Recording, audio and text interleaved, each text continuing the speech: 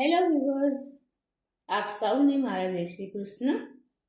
અધિક માસની કથાની સત્સંગ યાત્રામાં આજે આપણે છેલ્લો 31મો અધ્યાય લઈશું. 31મા અધ્યાયનું નામ છે પુરુષોત્તમ મહાત્મ્યનું શ્રવણ કરવાથી થતું ફળ.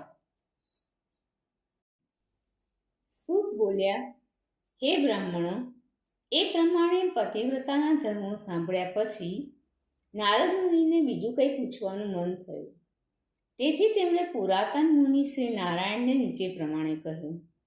નારદ બોલ્યા, હે બદ્રિકાશ્રમના સ્વામી શ્રી નારાયણ, સર્વ દાનો કરતાં કાંસાના સંપોટનું દાન આપે અધિક કહ્યું છે, પરંતુ એનું કારણ સ્પષ્ટ કહ્યું નથી. તેથી તે મને કહો.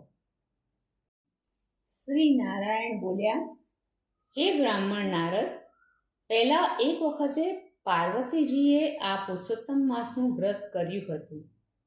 તે વેળા તેમણે મહાદેવજીને પૂછ્યું હતું કે હે દયાના સમુદ્ર શંકર, મારે કયું ઉત્તમ દાન દેવું જોઈએ કે જેથી મેં કરેલું પુરુષોત્તમનું વ્રત સંપૂર્ણતા પામે. સર્વલોકના હિત માટે તે મને કહો. તે સાંભળી મનમાં શ્રી પુરુષોત્તમનું ધ્યાન કરતા શ્રી શંકરે સર્વલોક હિત ઈચ્છતા શ્રી પાર્વતીજીને આ પ્રમાણે કહ્યું હતું. શ્રી મહાદેવજી બોલ્યા, હે પાર્વતી, શ્રી પુરુષોત્તમ માસમાં વ્રતની પૂર્ણતા કરવા માટે એવું કોઈ પણ દાન બની શકે તેવું છે જ નહીં કે જેને વેદમાં ક્યાંય પણ કહ્યું હોય. હે હિમાલયની પુત્રી, જે ઉત્તમ દાન કહેવાયું છે તે સર્વ શ્રી કૃષ્ણ પ્રિય પુરુષોત્તમ માસમાં ઓછું જ છે. માટે હે સુંદરી, એવું કોઈ પણ દાન ક્યાંય છે જ નહીં કે જેથી પુરુષોત્તમ માસમાં વ્રતની પૂર્ણતા થઈ શકે. હે સુંદરાંગી, આ આખું બ્રહ્માંડ જ દાનમાં આપી દેવું તે જ એને યોગ્ય દાન ગણાય છે. પરંતુ એનું દાન કરવાનું તો કોઈથી બની શકે તેમ નથી.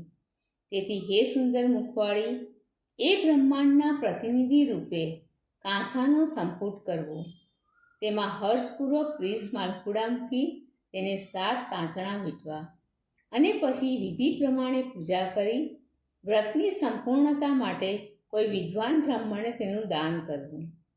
હે પ્રિય, જો વૈભવ હોય એટલે કે ધન સંપત્તિની શક્તિ હોય તો એવા 30 સંપુટોનું દાન કરવું. શ્રી શંકર ભગવાનનું એ ઉપકાર કરનારું વચન સાંભળી સર્વલોકનું હિત ઈચ્છનારા શ્રી પાર્વતીજી હર્ષ પામ્યા. પછી હે નારદજી, તેમણે એવા 30 સંપુટોનું વિદ્વાન બ્રાહ્મણોને દાન કર્યું અને વ્રતની વિધિ એ રીતે પૂર્ણ કરી તે અત્યંત આનંદ પામ્યા. સૂત બોલ્યા, શ્રી નારાયણનું એ વચનામૃત સાંભળી નારદ મુનિ અતિશય તૃપ્ત થયા. તેમને વારંવાર પ્રણામ કરી ફરી આ પ્રમાણે કહ્યું. નારદ બોલ્યા, આજે આ ઉત્તમ મહાત્મ્ય સાંભળી મને નિશ્ચય થયો છે કે સર્વ સાધનો કરતાં આ પુરુષોત્તમ માસ સર્વોત્કૃષ્ટ સાધન છે. આ શ્રી પુરુષોત્તમ માસનું મહાત્મ્ય સાંભળવાથી પણ મનુષ્યના મોટા પાપોનો નાશ થાય છે. તો જે મનુષ્ય એ માસનું વ્રત વિધિ પ્રમાણે કરે તેના સર્વ પાપો નાશ થાય એમાં શું કહેવાનું હોય, એવું મારું માનવું છે. બસ આનાથી બીજું વધારે કંઈ પણ મારે સાંભળવા જેવું બાકી રહ્યું નથી. કારણ કે અમૃતથી જે અત્યંત તૃપ્ત થયો હોય તે બીજા પાણીની ઈચ્છા કરતો નથી. સૂત બોલ્યા, મુનિઓમાં શ્રેષ્ઠ બ્રાહ્મણ નારદજી એમ કહી બોલતા બંધ થયા. તેમણે પુરાતન મુનિ શ્રી નારાયણના શ્રેષ્ઠ ચરણકમળને નમન કર્યું. જે લોકો આ ભરતખંડમાં જન્મ મેળવી ઉત્તમ પુરુષોત્તમ માસનું સેવન કરતા નથી અને ઘરમાં જ રચ્યા પચ્યા રહી તેની કથા પણ સાંભળતા નથી, તેઓ મનુષ્યમાં અધમ છે. એટલું જ નહીં, પણ તેઓ આ સંસારમાં અવરજવર કર્યા કરે છે. જન્મે જન્મે અભાગ્યા થાય છે અને પુત્ર, મિત્ર, સ્ત્રી તથા સગા સંબંધીઓના વિયોગથી દુઃખી રહ્યા કરે છે. હે શ્રેષ્ઠ બ્રાહ્મણો, આ પુરુષોત્તમ માસમાં નાસ્તિકોના ખોટા શાસ્ત્રનો ઉચ્ચાર પણ કરવો નહીં, પારકી પથારીમાં સૂવું નહીં અને કોઈ પણ દિવસે જૂઠું બોલવું નહીં, તેમજ પારકી નિંદા કોઈ પ્રકારે કરવી નહીં, પારકું અન્ન ખાવું નહીં અને પારકું કામ પણ કરવું નહીં. ધનમાં લોભીપણું કર્યા વિના જ બ્રાહ્મણોને દાન દેવું, કેમ કે ધન હોવા છતાં જે સઠપણું અથવા કંજુસાઈ કરે છે તે રૌરવ નરકમાં જાય છે. પુરુષોત્તમ માસનું વ્રત કરનારે દરરોજ ઉત્તમ બ્રાહ્મણને ભોજન કરાવ્યા પછી દિવસના 8મા ભાગે ભોજન કરવું.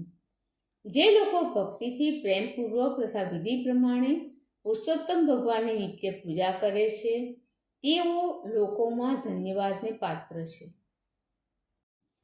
પૂર્વે ઇન્દ્રધુમ્ન, યૌવનાશ્ય તથા ભગીરથ વગેરે રાજા પણ શ્રી પુરુષોત્તમ માસનું સેવન કરીને જ ભગવાનની પાસે ગયા હતા. માટે સર્વ પ્રયત્નથી બરાબર કાળજી રાખીને શ્રી પુરુષોત્તમ માસનું આ રીતે સેવન કરવું, કેમ કે પુરુષોત્તમ માસ સર્વ સાધનો કરતાં પણ શ્રેષ્ઠ છે અને સર્વ પુરુષાર્થોનું ફળ આપનારો છે. ગોવર્ધનને ધારણ કરનાર, ગાયોનું રક્ષણ કરનાર, ગોવાળનું રૂપ ધરનાર, ગોકુળમાં ઉત્સવો કરનાર અને ગોપીઓને પ્રિય પરમેશ્વર શ્રી ગોવિંદને હું વંદન કરું છું. આ મંત્ર પૂર્વે શ્રી કૌંડિન્ય ઋષિએ કહ્યો છે. તેને 1 મહિના સુધી ભક્તિપૂર્વક વારંવાર જે જપે છે તે પુરુષોત્તમ ભગવાનને પામે છે.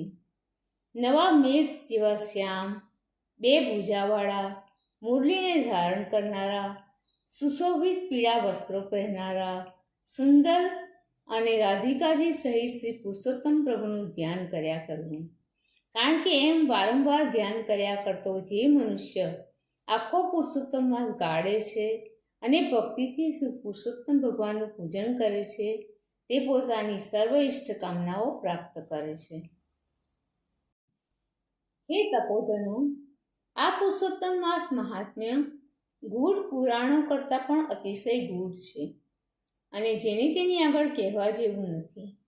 મેં પણ હજી સુધી કોઈની આગળ કદી કહ્યું નથી. હે બ્રાહ્મણો, આ પવિત્ર પુરાણ નિરંતર આદરથી સાંભળવા યોગ્ય છે, કેમ કે તે સર્વ ઈચ્છિત પદાર્થને આપનારું છે અને તેનો એક એક શ્લોક સાંભળવાથી મનુષ્યના સર્વ પાપો નાશ પામે છે.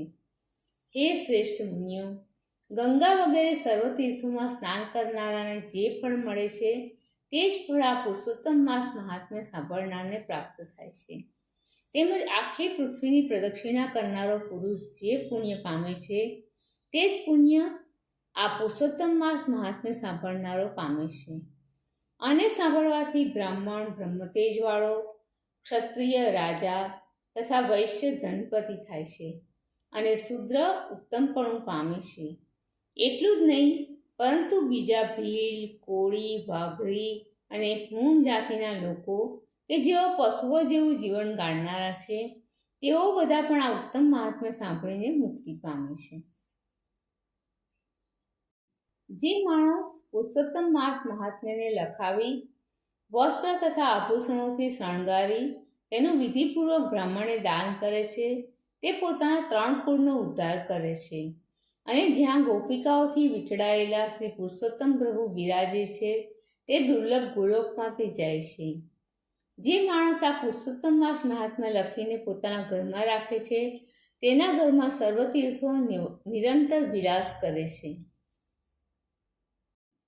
એ પ્રમાણે અનંત પુણ્ય આપનારા અને મહિનાઓમાં ઉત્તમ શ્રી પુરુષોત્તમ માસનું મહાત્મ્ય સાંભળી સૌનકાદી સર્વ મુનિઓના મન અત્યંત વિસ્મય પામ્યા.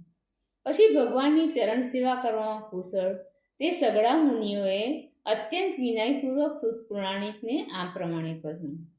ઋષિઓ બોલ્યા કે હે સૂત, ઓ મહાભાગ્યશાળી સૂત, તમને ધન્ય છે. હે મહાબુદ્ધિમાન સૂત, તમારા મુખથી આ કથામૃતનું પાન કરી અમે અત્યંત કૃતાર્થ થયા છીએ. હે પુરાણ વેદતાઓના શિરોમણી, તમે લાંબો કાળ જીવો અને જગતને પવિત્ર કરનારાને પણ પવિત્ર કરનારી તમારી કીર્તિ સદાને માટે કાયમ રહો. તમારા મુખકણમાંથી નીકળેલી ભગવાનની કથારૂપ અમૃતનું પાન કરવા આતુર આ નૈમિષારણ્યમાં વસનારા મુનીશ્વરોએ આજથી અતિશય પૂજ્ય બ્રહ્માસન તમને અર્પણ કર્યું છે. તો જ્યાં સુધી ભગવાનની પવિત્ર કીર્તિ આ પૃથ્વી પર ફેલાયેલી રહે ત્યાં સુધી તમે અહીં મુનિવરોની સભામાં શ્રીહરિની સુંદર કથા કહ્યા કરો. એમ બ્રાહ્મણોના આશીર્વાદ ગ્રહણ કરી તે સમગ્ર બ્રાહ્મણોની પ્રદક્ષિણા તથા નમસ્કાર કરી સુત પૌરાણિક પોતાનું નિત્યકર્મ કરવા ગંગા નદી તરફ ગયા. તે પછી નૈમિષારણ્યમાં રહેતા તે બ્રાહ્મણો પરસ્પર કહેવા લાગ્યા કે આ પુરુષોત્તમ માસનું મહાત્મ્ય બહુ દિવ્ય, સર્વ કરતા શ્રેષ્ઠ, પુરાણું તથા ઈચ્છિત પુરુષાર્થ આપવામાં કલ્પવૃક્ષ સમાન છે. ઇતિ શ્રી બૃહન્નારદીય પુરાણ વિષયના પુરુષોત્તમ માસ મહાત્મ્યમાં પુરુષોત્તમ મહાત્મ્યનું શ્રવણ કરવાથી થતું ફળ નામનો 31મો અધ્યાય સમાપ્ત. દર્શક મિત્રો, આપ સૌને મારા જય શ્રી કૃષ્ણ.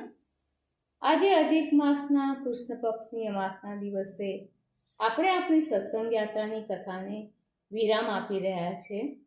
ત્યારે એક ક્ષમા પ્રાર્થના પણ આપણે સાથે મળીને સૌ કરીએ.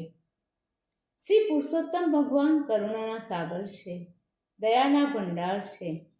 તો ચાલો આપણે એમને પ્રાર્થના કરીએ કે હે પ્રભુ, સત્સંગ યાત્રા દરમિયાન લખાણમાં, વાંચનમાં કે શ્રવણમાં અમારાથી જે કંઈ ભૂલ થઈ હોય તેને હે પ્રભુ અમને તારા બાળકો ગણી હે અંતર્યામી, હે જગતના સ્વામી અમને ક્ષમા કરજે. અમારી બુદ્ધિને વારંવાર સત્સંગ કરવાની ઈચ્છા કરવાની સાત્વિક બનાવી રાખજે. હે પુરુષોત્તમ પ્રભુ, અમે સૌ તમને વારંવાર સાષ્ટાંગ દંડવત પ્રણામ કરીએ છીએ.